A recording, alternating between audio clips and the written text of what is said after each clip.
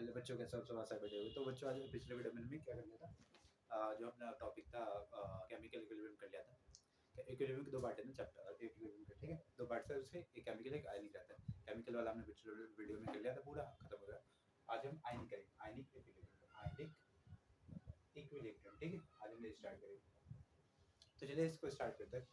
तो ionic equilibrium किससे related है? आयनिक का मतलब होता है चार्जेस,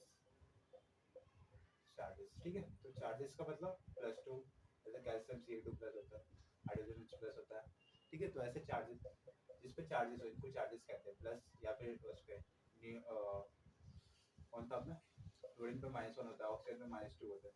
तो पॉजिटिव या नेगेटिव जो वैलेंसी होते हैं किसी भी एटम की जो वैलेंसी होती है उसी को हम कहते हैं चार्जेस, ठीक। प्लस माइनस तो वो बताते हैं कि इलेक्ट्रॉन ज्वाइन कर रहा है या गेन कर रहा है। तो इसी को चार्जेस इक्विलिब्रियम, तो इक्विलिब्रियम अगर चार्जेस के लिए डिफाइन होगा तो उसे बोलेंगे आयनिक इक्विलिब्रियम। देखते हैं। तो इसमें अपना एक टॉपिक आता है acid base concept, ionic equilibrium, यही टॉपिक चल रहा है। एसिड बेस कांसेप्ट, इक्विलिब्रियम और जो टॉपिक आता है वो पहला acid base concept, base concept, ठीक है। तो एसिड और बेस कांसेप्ट मतलब ये बताना है कौन सा एसिड है कौन सा बेस है। जैसे NaOH लिखा है तो ये तो बेस होगा, HCl है तो ये एसिड होगा, क्योंकि इसमें H है तो एसिड है, इसमें OH है तो बेस, ठीक है। तो इस पे 2 या 3 साइड है, दो साइड शायद इस पे, ठीक है। हाँ, पहला जो आता है आपके पास NVS, एसिड बेस कांसेप्ट, ठीक है। एक सेकंड और ठीक।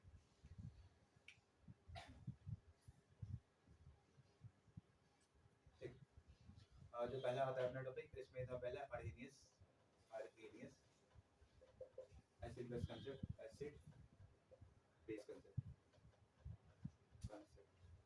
इसमें क्या आता है, इन्होंने कहा था कि जो एसिड होते हैं, इसमें जो अभी बताया कि HCl में क्या था, H प्लस था, और NaOH में क्या था, OH माइनस आयन था। तो एसिड होंगे जो इसमें H प्लस आयन हो, तो H प्लस आयन होंगे तो H प्लस आयन दे सकते हैं। तो can donate H plus ion, H plus ion, और इसको प्रोटॉन भी कहते हैं, ठीक है।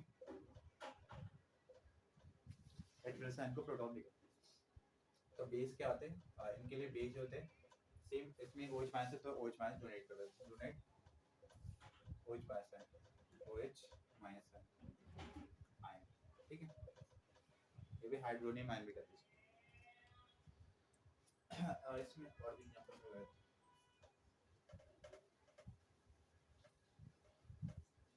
जैसे कि और जैसे HNO3,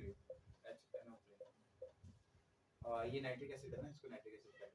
इसमें H प्लस आयन डोनेट करते हो तो H प्लस और NO3 माइनस बनेगा। तो इसमें H प्लस मिल रहा है तो ये एसिड होगा, और NH4OH,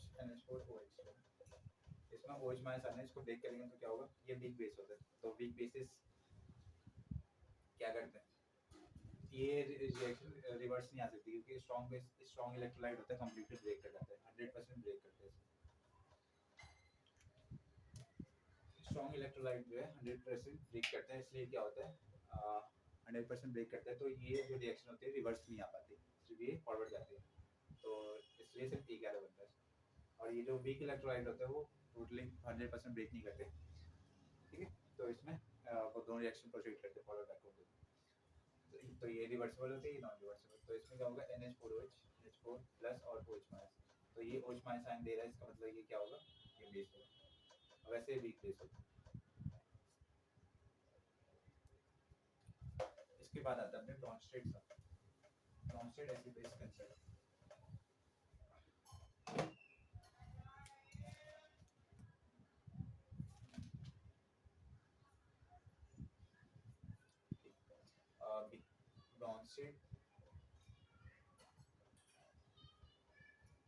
Brønsted acid base concept, ये क्या था, कि जो वही सेम एसिड होंगे, वो एसिड क्या देंगे, एसिड इसको उसके सेम उसके अर्हेनियस की तरफ एसिड क्या होंगे, जो H प्लस डोनेट करता है, और बेस क्या होंगे इसमें? बेस इन्होंने कहा था जो H प्लस एक्सेप्ट करते हो, H प्लस एक्सेप्ट करते हो, ठीक है, वो हो जाएगा पास बेस। तो सिर्फ ये वाला वो थोड़ा अलग है, ये वाला सेम ही है अरेनियस की तरह, same as Arrhenius, same as Arrhenius, ठीक है। तो ब्रॉन्ज में ब्रॉन्ज के साथ में देखा। इसके बाद जो इस पे एग्जांपल कर देता हूँ, जैसे कि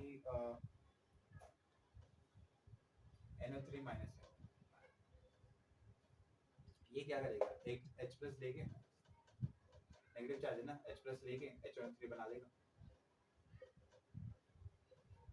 तो ये क्या हुआ, इसने H प्लस एक्सेप्ट करा है ना, तो ये क्या होगा, कॉन्जुगेट बेस होगा, ब्रॉन्ज बेस, ठीक है। इसमें आता है acid conjugated acid base pair बनाना, ठीक है, तो वो बनाते हैं। और एक और करा देता हूँ, जैसे कि अगर वो हमारे पास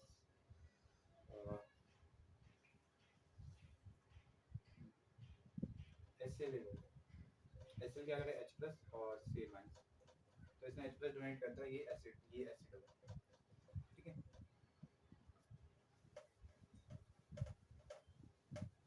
और इसमें आता है ब्रॉन्ज बेस में कॉन्जुगेटेड एसिड बेस पेयर बनाना, कॉन्जुगेटेड एसिड बेस पेयर बनाना, एसिड बेस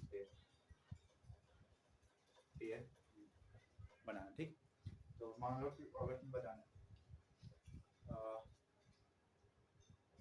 वैसे सेम पिक्चर होता है NO3 माइनस का, हमें पता है कि पहले ये H प्लस लेगा, तो ये क्या करेगा HO3 बनाएगा, तो ये क्या था कॉन्जुगेट कॉन्जुगेट बेस था, इसका हमने क्या बना दिया, कॉन्जुगेट एसिड बना दिया, ठीक है। H प्लस आ जाएगा तो एसिड बन गया, अगर उसमें H प्लस नहीं है तो बेस रहेगा। दूसरा लेते हैं,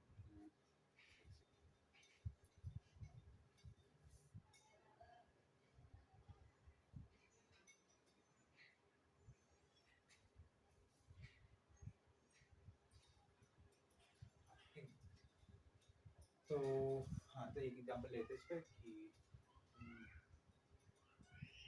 NH4 प्लस है, क्या करेंगे, क्या करना चाहेगा OH माइनस आयन, हमें OH माइनस आयन से कोई मतलब नहीं है, ठीक है, हमें सिर्फ H प्लस आयन से मतलब है। H प्लस देगा तो फिर बेस एसिड होगा, H प्लस एक्सेप्ट करेगा तो बेस होगा, ठीक है। तो इसमें हमें क्या चाहिए, NH4 प्लस है, इसमें एक्स्ट्रा चार्जेस है, OH माइनस आयन देके भी NH4 OH बना सकते हैं, बट हमें OH माइनस आयन की जरूरत नहीं है, हमें सिर्फ क्या चाहिए, H प्लस चाहिए, H प्लस निकालो या फिर H प्लस दे, तो यहाँ से एक्स्ट्रा और एक एक्स्ट्रा डाल देंगे तो क्या होगा, NH5 2 प्लस हो जाएगा ना, फिर तो अनस्टेबल हो जाएगा। इसमें से एक H प्लस अगर माइनस कर दे, एक H प्लस निकाल दे, तो ये NH3 बन जाएगा, अमोनिया बन जाएगा, तो स्टेबल होता है ना। तो यहाँ पे H प्लस हम निकाल रहे हैं, ठीक है, तो यहाँ से हमने H प्लस रिमूव कर रहा है, माइनस ऑफ H प्लस, ठीक है। तो ये क्या बन गया, इसमें H प्लस निकल गया ना, तो ये क्या बनेगा,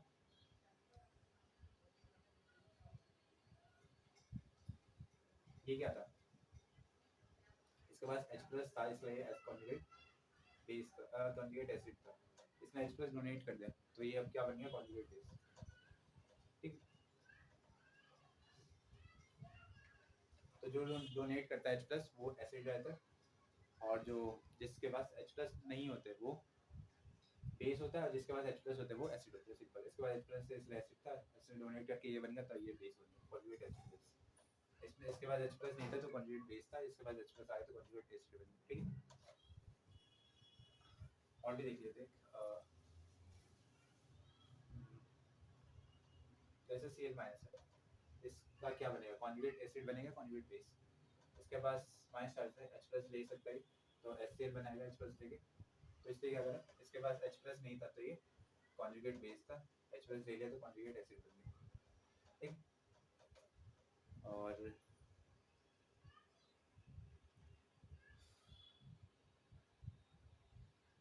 H3O प्लस, ये क्या बनाएगा, कॉन्जुगेट एसिड या conjugate base.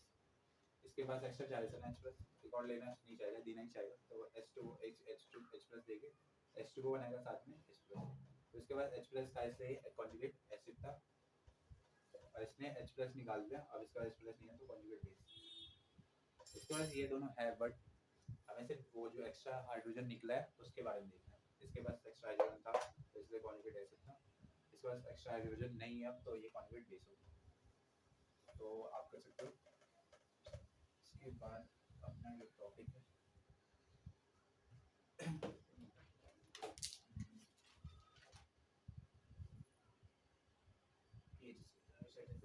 Lewis acid base concept. Lewis acid base concept ये भी इसमें 3 साइड एसिड बेस कंसेप्ट।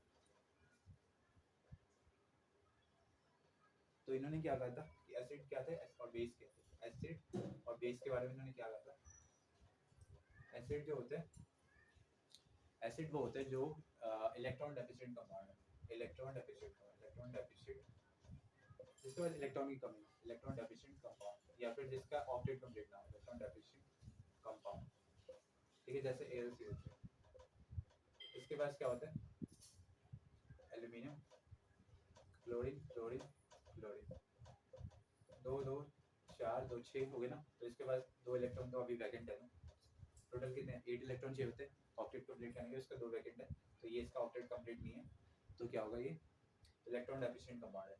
इसके बाद जिसका ऑक्टेट कंप्लीट नहीं होता है इलेक्ट्रॉन डेफिशिएंट कंपाउंड होते हैं, तो क्या होगा इसको हम क्या कहेंगे लुईस एसिड।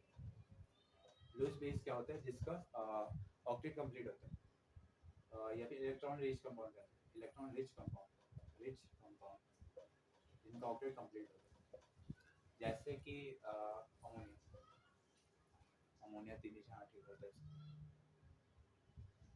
इसका क्या होगा एक 2 और 3, और इसके बाद एक लोन पेयर भी होता है तो क्या होगा ये 1 2 2 4 2 6 और 2 8। तो इसका ऑक्टेट कंप्लीट है इसलिए क्या होगा ये क्या होगा ये लुईस बेस होगा। तो ठीक है, ऐसे डिफाइन करता हूँ इसका और एग्जांपल लिख सकते हो। और जैसे BH3 ये क्या होगा लुईस एसिड ही है ना, इसके पास भी 6 है 8 इलेक्ट्रॉन नहीं होगा तो लुईस एसिड ही होगा। और वैसे L2 जितने भी लुईस एसिड है LCl3 ये सब BH3 ये सब क्या करते हैं डाइमराइज करते हैं, डायमंड फॉर्म करते हैं। मतलब कि ये Al2Cl6 डायमंड बनाते हैं, दो इसके कंपाउंड मिलके एक पूरा कंपाउंड बनाते हैं, डायमंड्स बनाते हैं। ठीक, इसमें भी सेम बनाएंगे B2H6 हो जाता है, डाइबोडेन कहते हैं इसको, डाइबोडेन। इसका यूज भी है 12th क्लास में केमिकल रिएक्शन में, नेमी रिएक्शन, जैसे 2 डिग्री अल्कोहल से 1 डिग्री अल्कोहल निकालने के लिए इसका यूज करते हैं। और 2 डिग्री 2 डिग्री जो अल्काइल ऐड होता है उससे 1 डिग्री अल्कोहल बनाने के लिए इसका यूज करते हैं B2H6। ठीक है, तो वैसे कर सकते हो। जिसका इलेक्ट्रॉन का जिसका ऑक्टेट कंप्लीट होगा वो क्या होगा हमारे पास लुईस बेस होगा, जिसका ऑक्टेट कंप्लीट नहीं होगा इलेक्ट्रॉन डेफिशिएंट होगा वो लुईस एसिड। तो इसके बाद जो अपना टॉपिक होता है पीएच इसके ये क्या था पीएच इसके वही सेम इसके उसकी तरह ही यहाँ से 0 यहाँ 7 और लास्ट में 14। नॉर्मल स्केल में इतने ही रहते हैं, लास्ट में 50 रहता है बस। तो यहाँ से यहाँ तक जो रहता है एसिड का रहता है, एसिड जोन रहता है। यहाँ से यहाँ तक बेसिक जोन रहता है।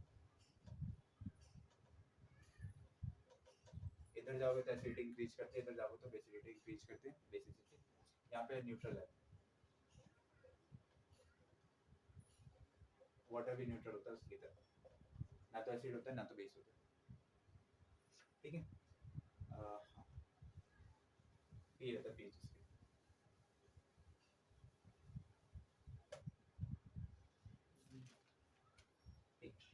हाँ, अगर किसी का पीएच निकालना हो, अगर किसी चीज़ का अगर पीएच निकालना है, किसी कोई भी रिएक्शन दे रखी है उसमें अगर पीएच निकालना है, मान लो कि HCl दे रखा है तो HCl से H प्लस और Cl माइनस है और इसमें कुछ डेटा वगैरह दे रखा है, और अगर हमें पीएच निकालना है तो पीएच क्या होगा negative logarithm of H plus ion concentration. ठीक है, ठीक है, तो पीएच क्या होता है negative logarithm of H plus ion concentration. तो यहाँ से H प्लस आयन कंसंट्रेशन निकाल लेते हैं। यहाँ पे क्या होगा, स्टार्टिंग में मान लो C था 0 0, यहाँ से ये S नहीं जाता, ये क्या करता है, ये स्ट्रॉन्ग इलेक्ट्रोलाइट है, टोटली ब्रेक कर जाते हैं, तो H प्लस, तो ये क्या करेगा, ये पूरी तरह ब्रेक कर जाएगा, ठीक है, 0 हो जाएगा, तो इसका कितना अमाउंट बनेगा, C बन जाता है, ये टोटली ब्रेक कर जाता है स्ट्रॉन्ग इलेक्ट्रोलाइट है, तो C अमाउंट बन जाता है इसका पूरा। तो अब इसका वो लिखोगे तो क्या होगा, के वैल्यू लिख लेते हैं, के लिख लेते हैं, एसिड है ना इसके लिए डिसोसिएशन कांस्टेंट फॉर एसिड के लिए ऐसा बोल सकते हैं, dissociation constant of acid, dissociation constant of acid, इसका क्या होगा कि सेम प्रोडक्ट अपॉन रिएक्टेंट, तो प्रोडक्ट कितना है, H प्लस की कंसंट्रेशन Cl की कंसंट्रेशन अपॉन HCl की कंसंट्रेशन, H प्लस पावर में कुछ नहीं जाएगा, सबका कोएफिशिएंट 1 1 है, तो H प्लस कंसंट्रेशन कितना है, एट ये इक्विलिब्रियम की बात है, इक्विलिब्रियम नहीं है, ये इक्विलिब्रियम नहीं है,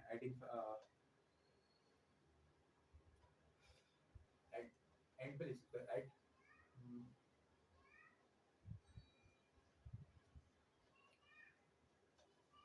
eight t equal to 0, t equal to 0, at t equal to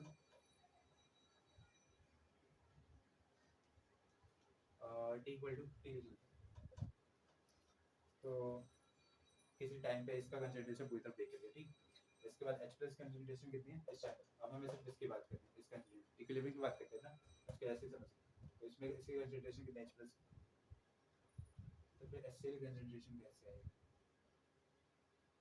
इसको लेने से आया था कि हम उसके ले लेते हैं वीक इलेक्ट्रोलाइट है, क्योंकि इसका जो एसिड वो होता है HCl का, इस पे जो इसकी कंसंट्रेशन रहती है डायरेक्ट H प्लस कंसंट्रेशन तो मिल गया ना, यहाँ पे C था 0 0 0 C C, के निकालने की जरूरत नहीं है, इसकी कंसंट्रेशन H प्लस की कंसंट्रेशन चाहिए ना, यहाँ पे H प्लस की कंसंट्रेशन मिल गई, ये था C, इसकी कंसंट्रेशन निकल गई, तो हम वो डायरेक्ट निकाल सकते हैं pH, ये जो होता है negative logarithm of H plus ion concentration, तो नेगेटिव लॉगरिथम ऑफ C आएगा, ठीक है, तो ये रहा। अब लॉग को सॉल्व करना है तो लॉग को ही बताया तो कैसे सॉल्व करना, ये तो स्ट्रॉन्ग के लिए डायरेक्ट आ जाता है, C की वैल्यू जो होती है ऐसे H का कंसंट्रेशन जो है डायरेक्ट आ जाता है स्ट्रॉन्ग एसिड या बेस के लिए, ठीक है। हर कोई वीक इलेक्ट्रोलाइट दे रखा है, जैसे CH3COOH, अगर हमें इसका वो निकालना है, फिर देखेंगे CH3COO minus plus H plus, अगर हमें इसका निकालना है, इसका अगर H प्लस आयन निकालेंगे तभी तो है वो, अगर हम इसका pH निकालना है तो इसका pH निकालने के लिए H प्लस को निकालना पड़ेगा इसमें, तो ये स्टार्टिंग में C था, मान लो 0 0 था इनिशियल कंसंट्रेशन है, ठीक है। यहाँ पे बात करें एट इक्विलिब्रियम की, ठीक है, यहाँ से C माइनस एक्स या फिर C माइनस अल्फा कर लेते हैं, तो यहाँ से कितना बना हुआ, इसका अल्फा अमाउंट बना हुआ, इसका अल्फा अमाउंट बना हुआ, इसमें से अल्फा अमाउंट घटने के बाद इसका अल्फा और अल्फा अमाउंट बना हुआ, इक्विलिब्रियम की बात है। इसका के वैल्यू लिखते हैं, बताया था भी के है डिसोसिएशन कांस्टेंट ऑफ, ये वीक इलेक्ट्रोलाइट है, ऑफ वीक इलेक्ट्रोलाइट, ठीक है। तो सेम प्रोडक्ट अपॉन रिएक्टेंट, तो प्रोडक्ट है ये CH3 COOH minus H plus और डिवाइडेड बाय CH3 COOH, इसका कंसंट्रेशन, तो ये क्या होगा, इसकी कंसंट्रेशन कितनी इक्विलिब्रियम पे देखें, तो ये क्या होगा अल्फा,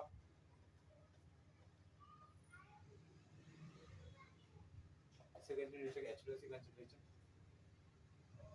H प्लस की कंसंट्रेशन, तो यहाँ पे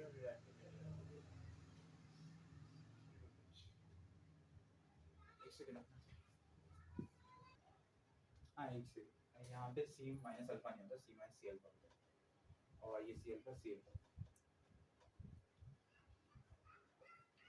रहता है, और तो यहाँ पे होगा C अल्फा, यहाँ पे C alpha divided by C minus C alpha, यहाँ से इसका कुछ ये अल्फा जो दे रखा होता है, अल्फा डिग्री ऑफ डिसोसिएशन होता है, उसका वो दे रखा होता है कितनी परसेंटेज इसका डिसोसिएशन हुआ है वो दे रखा होता है, उसकी परसेंटेज से उसकी वैल्यू निकालते हैं ना, तो इसको इससे मल्टीप्लाई करना पड़ेगा, परसेंटेज से वैल्यू निकालना है तो इससे तो मल्टीप्लाई करना होगा, तो सी अल्फा तो इसका सी अल्फा अमाउंट घट के इसका सी अल्फा और इसका सी अल्फा अमाउंट बना होगा, C alpha divide by C minus C alpha, तो यहाँ से सी अल्फा सी से सी कट जाएगा तो बचेगा सी अल्फा स्क्वायर, इसको आगे सॉल्व करेंगे, तो बचेगा इसका C alpha square divide by 1 minus alpha equal to K. यहाँ से अल्फा की वैल्यू निकाल लेते हैं। एच प्लस की जो कंसंट्रेशन थी वो था बस अल्फा सी अल्फा, ठीक है। हमें अल्फा की वैल्यू चाहिए तभी एच प्लस की कंसंट्रेशन निकलेगी। के के टर्म्स लाना है, अल्फा के कंसंट्रेशन एच प्लस की कंसंट्रेशन के के टर्म्स लाना है क्योंकि के क्वेश्चन में गिवन है। तो ये क्या होगा सी अल्फा स्क्वायर, इसको नेगलेक्ट कर सकते हो क्योंकि ये क्या रहता है 1 के मुकाबले बहुत छोटा रहता है 0.03 ऐसे ही दे रखा होगा उसके डिसोसिएशन परसेंट, ठीक है। ये बहुत ही कम रहता है 1 के कंपेरिजन में, ठीक है। तो क्या C alpha square divide by सिर्फ 1 बचेगा तो के, तो अल्फा की जो वैल्यू आएगी अंडर के डिवाइड बाई सी, ठीक है। तो अंडर के डिवाइड बाई सी, अब इसकी वैल्यू पुट कर देते हैं वहाँ पे। तो एच प्लस की जो कंसंट्रेशन आएगी हमारे पास सी अल्फा की वैल्यू अंडर के डिवाइड बाई सी, इसको सॉल्व करो तो अंडर के सी आ जाएगा, तो अंडर के सी, ठीक है। एच प्लस की कंसंट्रेशन तो ये रहता है। आप पीएच निकालना तो pH equal to negative logarithm of H plus sign concentration कितनी अंडर के सी, ठीक है। अब वैल्यू पुट करके उसमें आप निकाल सकते सारी वैल्यू दे रखी होगी, ये दे रखा होगा नेगेटिव लोगरिथम ऑफ अंडर के सी, कंसंट्रेशन दे रखी होती है, के दे रखा होता है और बाकी इसको सॉल्व करना होता है। लॉग सी करते हैं सॉल्व, ऐसा कर दे रखा है। लॉग की कुछ प्रॉपर्टी होती है, लॉग 3 प्लस लॉग 4 दे रखा है, तो ये दोनों क्या होंगे मल्टीप्लाई जाता है लॉग 3 into 4, ठीक है। लॉग 12 हो जाता है पहली प्रॉपर्टी। दूसरा था लॉग 3 माइनस लॉग 4 दे रखा है, तो ये हो जाएगा डिवाइड हो जाता है लॉग 3 डिवाइड बाई 4, ठीक है। और ये और तीसरी प्रॉपर्टी इसकी लॉग 3 के बाद 4 दे रखा है तो 4 बाहर आ जाता है बेस में, तो 4 log 3 हो जाता है, ठीक है। अब इस पे एक वैल्यू निकाल लेता हूँ लॉग लॉग तो इसमें वैल्यू लॉग जो 1 होता है लॉग 1 रहता है 0, लॉग 2 रहता है 0.3, लॉग 3 रहता है 0.48, 0.48, लॉग 4 रहता है, इसको क्या लिख सकते हैं log 2 प्लस log 2, log 2 होता है 0.3 प्लस 0.3 0.6, log 5 क्या होता है 0.7, log 6 0. log 2 प्लस log 3 होगा नहीं, तो log 2 कितना है 0.3, log 3 कितना है 0.4 है, दोनों को ऐड करोगे तो कितना होगा 0.7, सर log 7 कितना होगा log 7 ये रहता है 0.84, वीडियो चेक कर लेते हैं। हाँ सब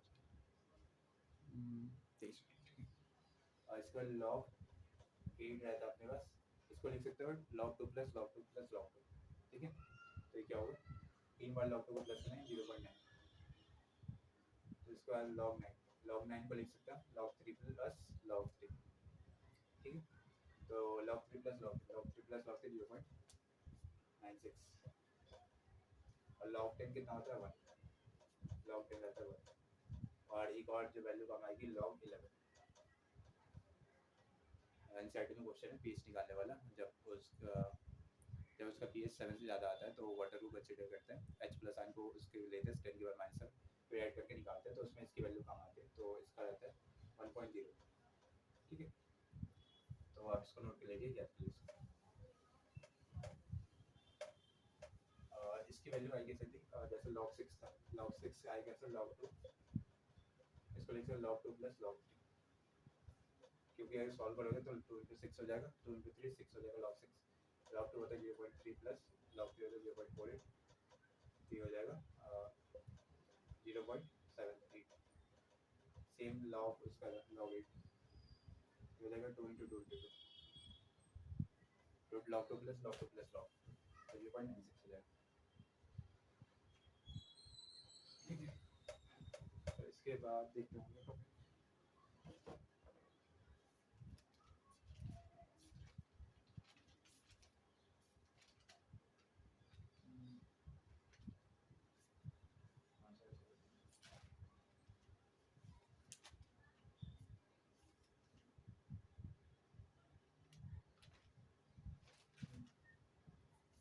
जैसे अगर वो देखना कुछ वो लिखा था strong acid weak acid strong acid होता है जो कि 100% ब्रेक कर जाता है 100% ब्रेक वीक एसिड होते हैं जो कि कुछ परसेंटेज दे रखे हो उस अमाउंट में ब्रेक करते हैं तो does not dissociate 100% does not dissociate 100% dissociate 100% बहुत कम अमाउंट में ब्रेक करते हैं डिसोसिएशन का मतलब होता है ब्रेक करने में एक होता है एसोसिएशन का मतलब होता है जुड़ना होता है डिसोसिएशन का मतलब जुड़ना ठीक है एसोसिएशन का मतलब बढ़ना भी होता है सेम ही चीज़ है टूटना बढ़ना हाँ तो ये है तो दूसरा आता है तो अगर स्ट्रॉन्ग एसिड देखें तो इसमें आ जाएगा एसिड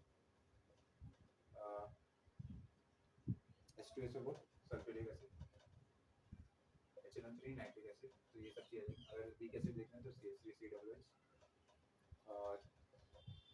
और कौन सा H2CO3 कार्बनिक एसिड ये भी वीक ही रहता है तो ये सब है इसके बाद अगर देखना है बेस के बारे में तो बेस स्ट्रॉन्ग बेस एक होता है वीक बेस स्ट्रॉन्ग बेस क्या होता है जिसका सेम जो कि 100% ब्रेक कर जाएगा और जो वीक बेस होंगे वो 100% ब्रेक नहीं करते ठीक है कुछ परसेंटेज रखिए अमाउंट ऑफ परसेंटेज X% में ब्रेक करते हैं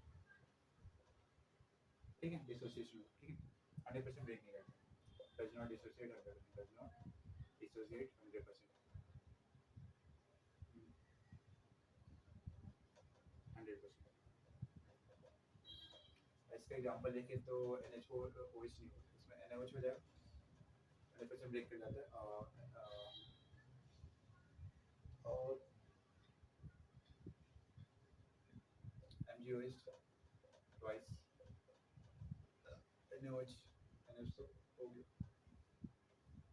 LOH twice ये सब चीज़ें आ गई इसके बाद अपना आ जाएगा इस पर NH4OH ये भी इलेक्ट्रोलाइट होता है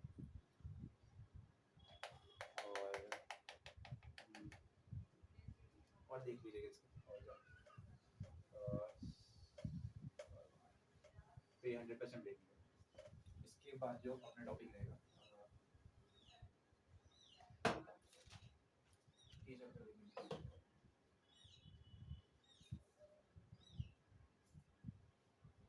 अगर देखना है कि कोई भी जो अगर दे रखा है कि स्ट्रॉन्ग एसिड या स्ट्रॉन्ग बेस है तो कैसे चेक करेंगे तो मान लो कि HCl देता है HCl नहीं ये दे रखा है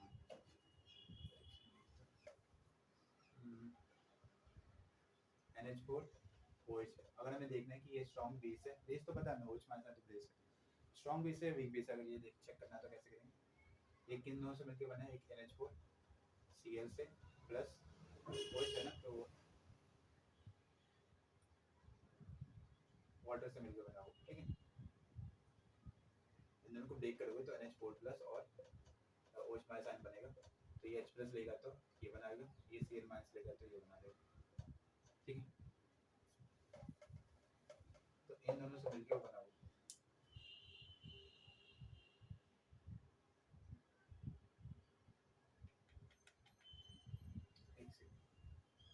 NH4Cl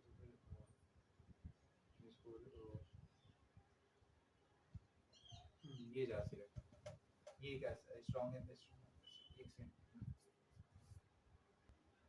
हमें से देखना है कि ये कैसा एसिडिक है बेसिक है स्ट्रॉन्ग है स्ट्रॉन्ग एसिड है strong base weak acid weak base तो ये किससे मिलकर बना होगा NH4 प्लस ब्रेक करोगे तो Cl माइनस इसमें अगर वाटर इसमें दोगे H प्लस आएगा HCl इसमें दोगे तो OH माइनस तो एक NH4OH बनेगा एक HCl बनेगा तो इन दोनों से मिलकर बनाए तो तो ये क्या था, वीक बेस, ये था स्ट्रॉन्ग एसिड। तो ये जो अपना सॉल्ट बनेगा स्ट्रॉन्ग, इसको हटा देगा तो ये स्ट्रॉन्ग एसिड बनेगा, स्ट्रॉन्ग एसिड। ये स्ट्रॉन्ग एसिड है, स्ट्रॉन्ग एसिड नहीं बोल सकते, सिर्फ बोल देना एसिडिक, क्योंकि न्यूट्रल भी तो करेगा कुछ जो वीक बेस। इसको मान लो कोई दूसरा दे रखा है, एग्जाम्पल ले CH3 COOH4 ये दे रखा है। हमें बताना है कि ये बेस होगा या एसिडिक होगा या बेस होगा, बेसिक होगा। तुम किससे मिलकर बनाओगे, और इसको तोड़ोगे तो CH3 COO minus NH4 plus, ऐसे टूटेगा। और ये क्या बनेगा, H प्लस COOH, और ये क्या बनता है OH। तो ये वीक एसिड था, ये वीक बेस है, तो दोनों एक दूसरे को न्यूट्रल कर देंगे तो ये न्यूट्रल होगा, ना एसिड होगा ना ये बेस होगा। ठीक है, तो ऐसे चेक करना देख करके। इसके बाद अपना topic solubility.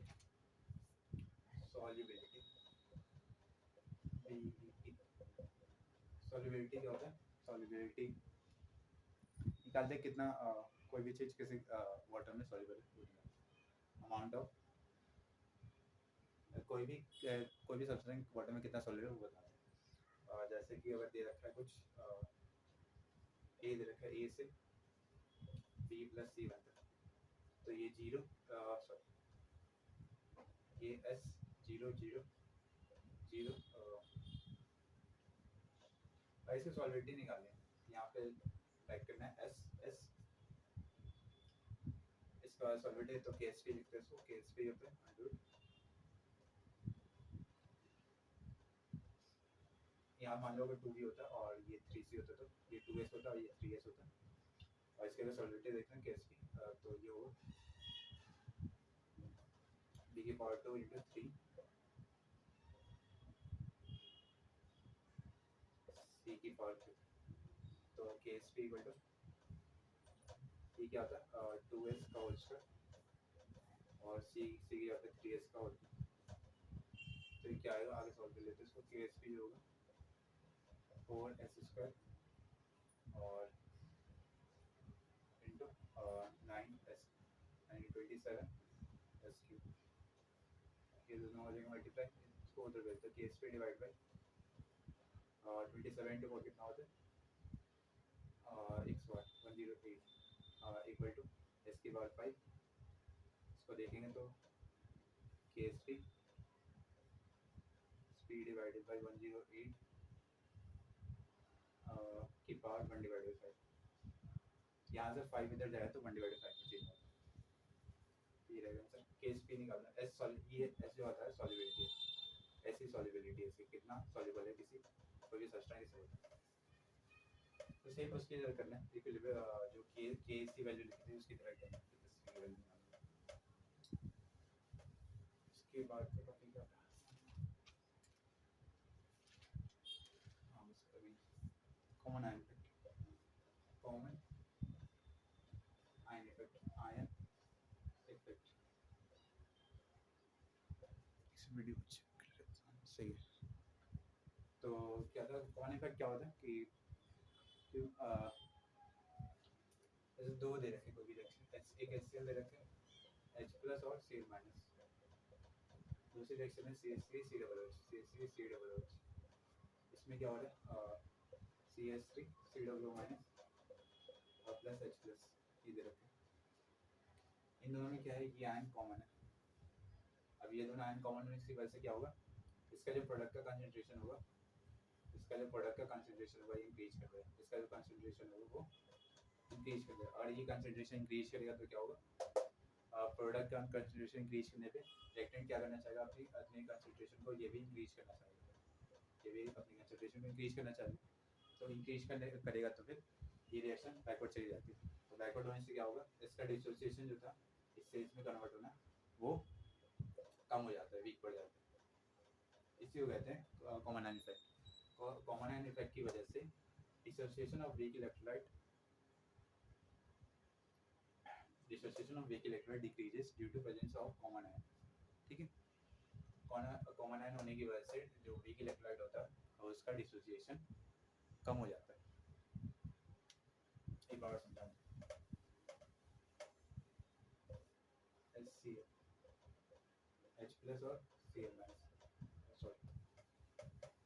CH3 COOH CH3 COO minus plus H plus.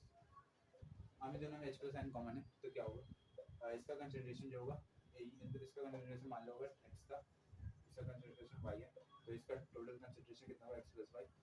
अब ये कंसंट्रेशन आने की वजह से तो इसका कंसंट्रेशन इंक्रीज करेगा ना, और इसका कंसंट्रेशन इंक्रीज कर रहा है मतलब प्रोडक्ट का कंसंट्रेशन इंक्रीज कर रहा है।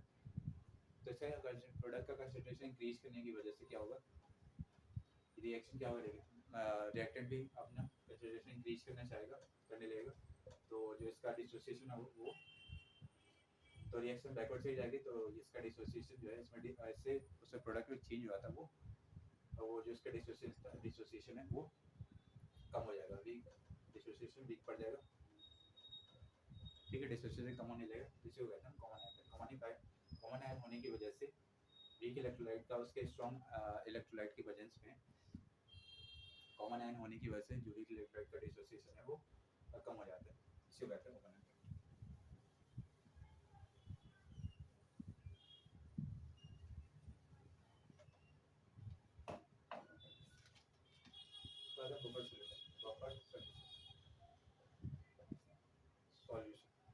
बफर सॉल्यूशन क्या होता है, जो कि अपने पीएच को चेंज नहीं करना चाहता, ऐसा सॉल्यूशन जो कि पीएच चेंज को रेजिस्ट करता है, change the resisting pH, resist the changing pH, resist the changing pH, change in pH. तो पीएच के चेंज को रेजिस्ट करता है, कुछ भी करो, मान लो टेम्परेचर चेंज कर दे, आप टेम्परेचर चेंज कर दिया, प्रेशर चेंज कर दिया, तो इन सब के बावजूद वो अपने पीएच को मेंटेन करना चाहता है, भाई चेंज करना नहीं करना चाहता। तो ऐसे सॉल्यूशन होता है बफर सॉल्यूशन। बफर सॉल्यूशन दो होते हैं,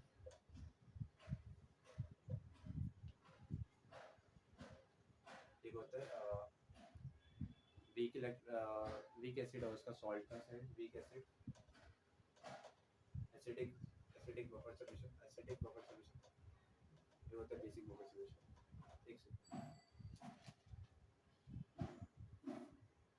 है, basic buffer solution, basic buffer solution. इसमें क्या होगा, एक इसका जो वीक इलेक्ट्रोलाइट होगा, वीक एसिड होगा, उसका उसके वीक क्या सॉल्ट के साथ उसका वो, और इसमें वीक बेस का उसके वीक सॉल्ट के साथ। इसमें एग्जांपल लेते हैं वीक एसिड का क्या होगा, वीक एसिड माना CH3COOH, इसका उसके वीक सॉल्ट क्या होगा, इसका किसी एक सॉल्ट लेते हैं CH3COO, इसके साथ ये वीक एसिड है, इसका एक वीक सॉल्ट है, इन दोनों का जो कॉम्बिनेशन का बफर सॉल्यूशन है। इसमें क्या होगा, वीक बेस कौन सा होगा, NH4OH लेते हैं, 4OH ये, और इसका एक इसका एक वो लेते हैं N4 से एक इसका सॉल्ट, ठीक है, तो इसका वीक बेस और इसका एक सॉल्ट, तो ये होगा बफर सॉल्यूशन। तो इतना ही था आज के लेक्चर, मिलते हैं फिर नेक्स्ट वीडियो में। आने को एक खत्म हो चुके हैं, तो तब तक के बाय।